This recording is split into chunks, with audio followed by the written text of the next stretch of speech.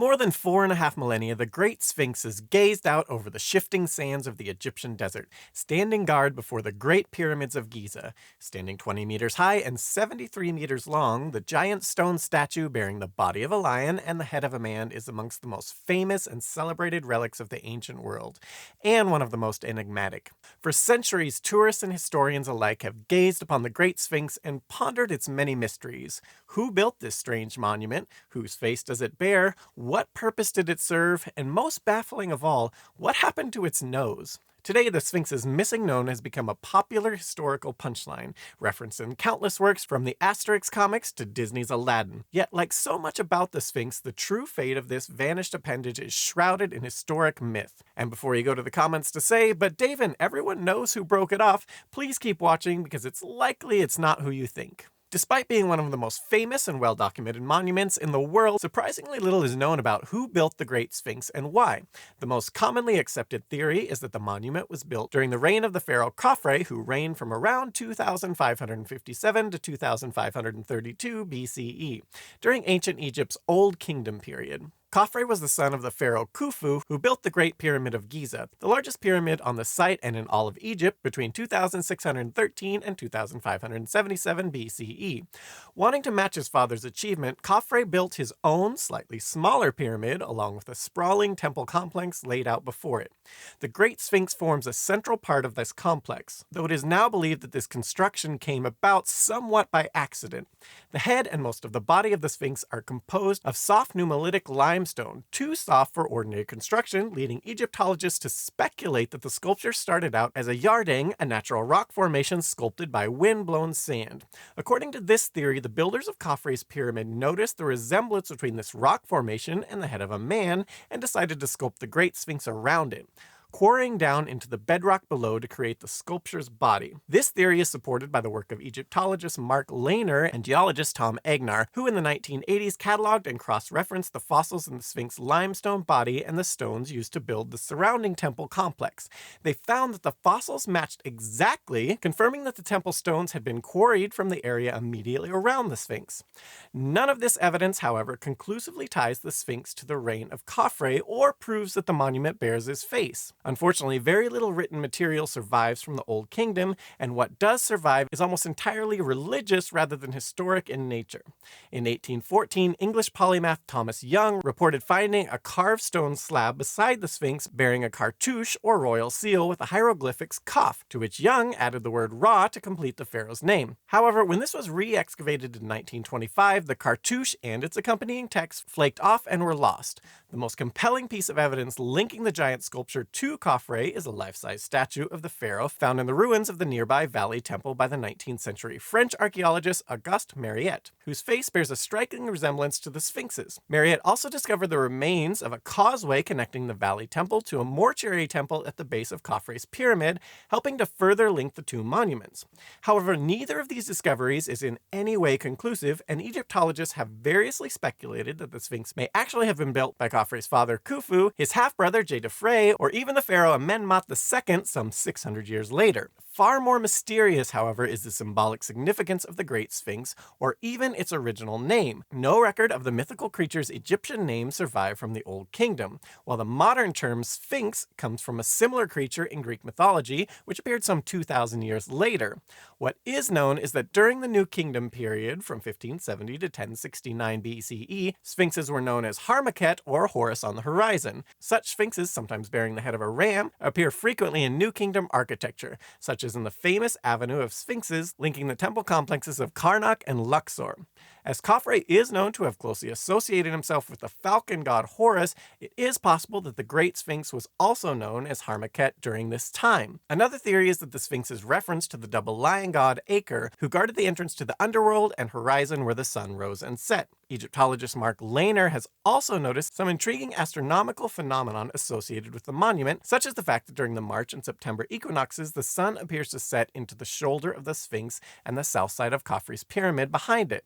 To quote, "At the very same moment the shadow of the Sphinx and the shadow of the pyramid, both symbols of the king, become emerged silhouettes. The Sphinx itself, it seems, symbolized the pharaoh presenting offerings to the sun god in the court of the temple." Dr. Zahi Hawass, a colleague of Lehner and the former Egyptian Minister of State for Antiquity Affairs, concurs, adding that the Sphinx represents Khafre as Horus, who is giving offerings with his two paws to his father Khufu, incarnated as the sun god Ra, who rises and sets in that temple. But without further hard evidence, these explanations remain pure speculation, with James Allen, an Egyptologist at Brown University in Rhode Island, summing up the situation.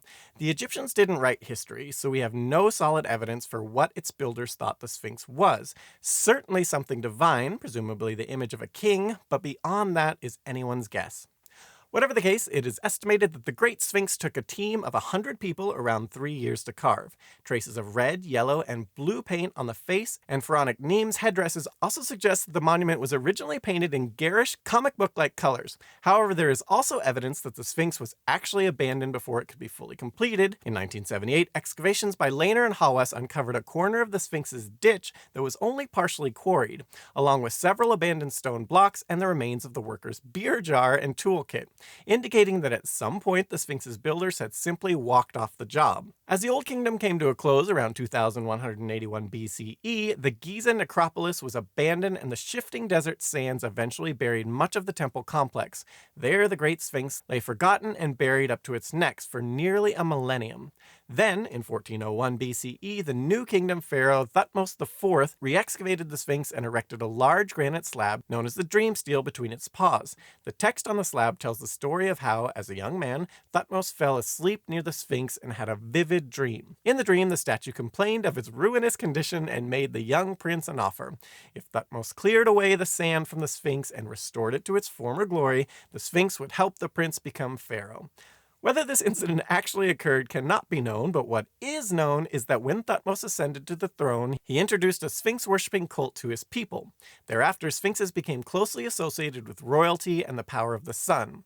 At the close of the New Kingdom, Giza was once again abandoned and the Sphinx reburied up to its neck. Though the site was frequently visited through the Greco-Roman period, it was not until the reign of Roman Emperor Nero, between 37 and 68 CE, that the Sphinx was again re-excavated. In addition, a monumental staircase was erected leading up to the pavement before the Sphinx's paws. The Giza complex continued to be maintained until the reign of Emperor Septimus Severus in 200 CE, after which the site was once again abandoned and engulfed by the sands. While the pyramids and the Sphinx remained popular tourist attraction for the next millennia and a half, it was not until the 19th century that the first serious archaeological excavations were attempted. The first was carried out by adventurer Captain Giovanni Battista Caviglia in 1817, but this effort was ultimately unsuccessful, the sand sliding back into the hole as fast as Caviglia and his 160 workers could shovel it out. French archaeologists Auguste Mariette and Émile Barrese succeeded in clearing away some of the sand, but it was not until the late 1930s that Egyptian archaeologist Salim Hassam was finally able to fully excavate the site.